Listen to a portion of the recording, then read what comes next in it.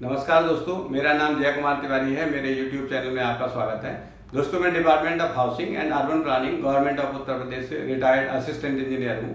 दोस्तों, आज मैं बात करूंगा कि जिन कॉलोनियों के लेआउट स्वीकृत नहीं हुए हैं, जो अनियोजित और अनधिकृत कॉलोनियाँ हैं, उनमें से कुछ ऐसे भी भूखंड हैं जिनके मानचित्र स्वीकृत किए जा सकते हैं या जिन पर किए गए भवनों के निर्माण को समन किया जा सकता है।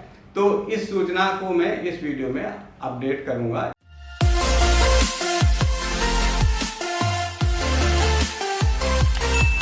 दोस्तों, जैसा कि आपको पता है कि अभी 5 अगस्त 2023 को लखनऊ विकास प्राधिकरण ने अपनी बोर्ड बैठक में कुछ जन उपयोगी बिंदुओं पर कुछ निर्णय लिए हैं।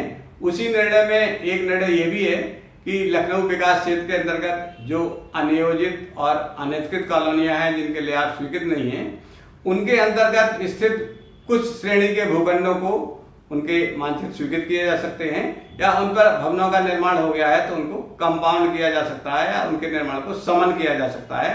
तो इस संबंध में लखनऊ विकास प्राधिकरण की बोर्ड बैठक ने क्या निर्णय लिया है, मैं आपको पढ़ के सुनाता हूँ और साथ ही साथ उसकी व्याख्या भी करता जाऊँगा ताकि आप समझ पाएं कि जो लखनऊ विकास प्राधिकरण ने इस तरह के केसेस के लिए 1 सितंबर 2023 से 15 सितंबर 2023 तक एक सूचना जारी करके शिविर का आयोजन किया है। इस शिविर में जब आप अपने आवेदन के साथ जाएं, अगर आपका केस इस श्रेणी में आता है तो आपको उसके लिए क्या तैयारी करके जानी है और आप उन नियमों को पहले से जान पाएं ताकि आप आवेदन कर सकते हैं या नहीं कर सकते, ये जानकारी आपको हो सके। दोस्तों, इस संबंध में बोर्ड बैठक में जो प्रस्ताव रखा गया था वो इस प्रकार है कि अनियोजित बिना स्वीकृत तलपट मानचित्र के प्राप्त होने वाले मानचित्रों के निस्तारण के संबंध में ये बिंदु है, प्रस्ताव में रखा गया था। इस पर बोर्ड ने क्या निर्णय लिया वो मैं आपको पढ़ के सुना रहा हूं और साथ ही साथ इसकी व्याख्या भी करूंगा। दोस्तों, अनियोजित बिना स्वीकृत तलपट मानचित्र के क्षेत्रों में प्राप्त होने वाले प्रस्तावित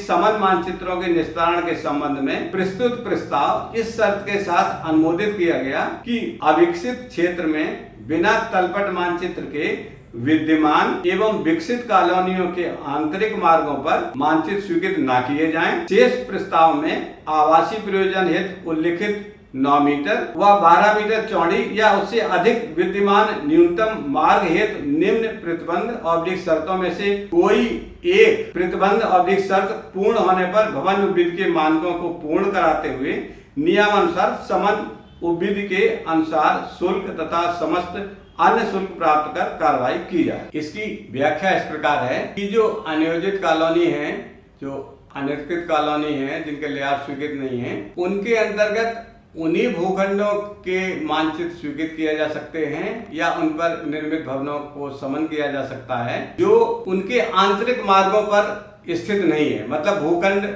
कॉलोनी के इंटरनल रोड्स पर जो अंदर 9 मीटर 12 मीटर की सड़कें या उससे कम चौड़ी सड़कें छोड़ दी गई है, भूखंड उन पर स्थित होंगे। उन सड़कों पर जो कॉलोनी की आंतरिक सड़कें हैं तब ये भूखंडों के मानचित्र स्वीकृत नहीं होंगे, ना इन पर किए गए भवन का निर्माण समन किया जाएगा। भूखंड मुख्य मार्ग पर होना चाहिए स्थित, जो सरकारी सड़क है। अब सरकारी सड़क के भी अलग आगे बिंदु बताए गए, मैं अभी आगे पढ़ के बताऊंगा, लेकिन अभी जो पढ़ा उसका मतलब यही है कि आंतरिक मार्गों पर अगर भूखंड स्थित है तो ना तो उसका मानचित्र स्वीकृत किया जाएगा, ना उसका निर्माण समन किया जाएगा। और बाहर अगर मुख्य मार्गों पर भूखंड स्थित है तो क्या परिस्थिति है मैं अभी बात करूंगा। लेकिन उन्होंने बताया कि जो मुख्य मार्ग है उनमें भी जो आवासीय भवन है वो कम से कम 9 मीटर चौड़े सड़क पर स्थित होना चाहिए और गैर आवासीय भवन है वो कम से कम 12 मीटर चौड़े मार्ग पर स्थित होना चाहिए, तभी उनके मानचित्र स्वीकृत किए जाएंगे या उन पर किए गए निर्माण समन। अब बात करते हैं और क्या प्रतिबंध है उसके बारे में। आगे लिखा हुआ है कि प्रस्तावित स्थल प्रस्तावित विद्यमान महायोजना मार्ग जोनल मार्ग पर होना चाहिए। मतलब जो भूखंड है वो जोनल मार्ग, मतलब जोनल रोड या मास्टर प्लान रोड पर, चाहे वो प्रस्तावित हो या एग्जिस्टिंग हो, जोनल रोड या मास्टर प्लान रोड पहले से बनी हुई है या हमारे मास्टर प्लान में प्रस्तावित है, उन मार्गों पर अगर आपका भूखंड स्थित है तभी उसका मानचित्र स्वीकृत किया जाएगा या निर्माण समन किया जाएगा। और रोड की चौड़ाई अभी ऊपर बात हो चुकी है, आवासीय के लिए 9 मीटर और गैर आवासीय के लिए 12 मीटर न्यूनतम होनी आवश्यक। अगला बिंदु है इनमें से कोई एक, जो पढ़ रहे हैं इनमें से कोई एक, अगर पहला है तो अन्य की जरूरत नहीं है। अब अगले बिंदु में देखेंगे कि कौन सा आप पे लागू होता है। दूसरा बिंदु है प्रस्तावित स्थल प्राधिकरण द्वारा स्वीकृत अथवा विकसित कॉलोनी के पहुंच मार्ग पर होना चाहिए। प्रस्तावित स्थल NHAI, NH, SS, MDR, ODR अथवा अन्य ग्रामीण मार्ग पर स्थित होना चाहिए। इसका मतलब वो ये जो मैंने पहले बताया था आपको कि जो स्थल है, जो भूखंड है आपका, वो प्राधिकरण द्वारा स्वीकृत मार्ग पर होना चाहिए या पहले से कोई कॉलोनी लेआउट पास है उसके जो अप्रोच रोड है उस पर होना चाहिए, या नेशनल हाईवे, स्टेट हाईवे या अन्य किसी सरकारी विभाग की सड़क जिसकी अभी हमने बात करी है, शासकीय अथवा अर्ध शासकीय स्थानीय निकाय द्वारा निर्मित और विकसित सड़क पर स्थित होगा, तभी उन भूखंडों पर मानचित्र स्वीकृत किया जाएगा या उनके ऊपर किए गए निर्माण को समन किया जाएगा। अगला बिंदु है विद्यमान मार्ग किसी शासकीय, अर्ध शासकीय, स्थानीय निकाय द्वारा निर्मित, विकसित, अनुरक्षित होना चाहिए। मार्ग अनुरक्षित करने वाले शासकीय विभाग द्वारा इसके निर्माण एवं मार्ग की चौड़ाई की अभिलेखानुसार पुष्ट अनापत्ति प्रदान करने पर उसी के अनुरूप मानचित्र स्वीकृत किया जाएगा। इसमें कहा है कि जिस मार्ग पर स्थित है, जैसे अभी बात करी थी, उस पर होना चाहिए और उसके बाद भी मार्ग की चौड़ाई कितनी है और वो मार्ग किसी शासकीय विभाग द्वारा मेंटेन किया जा रहा है या नहीं किया जा रहा है, इसके संबंध में उस मार्ग के जो विभाग संबंधित है, जिस विभाग की वो सड़क है, उस विभाग से आपको एनओसी लानी पड़ेगी।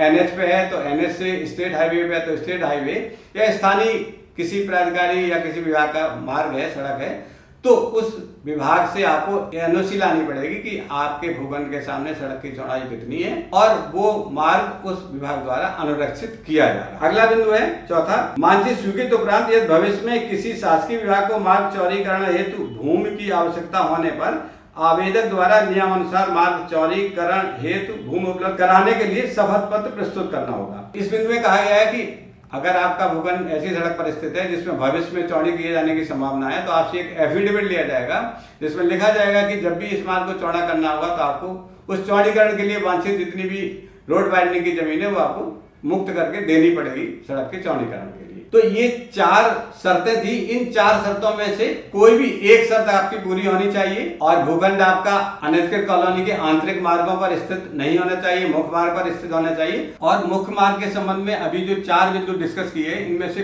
कोई एक बिंदु, कोई एक शर्त पूरी होनी चाहिए। दोस्तों, इस सूचना के साथ ये वीडियो यही समाप्त होता है। नमस्कार।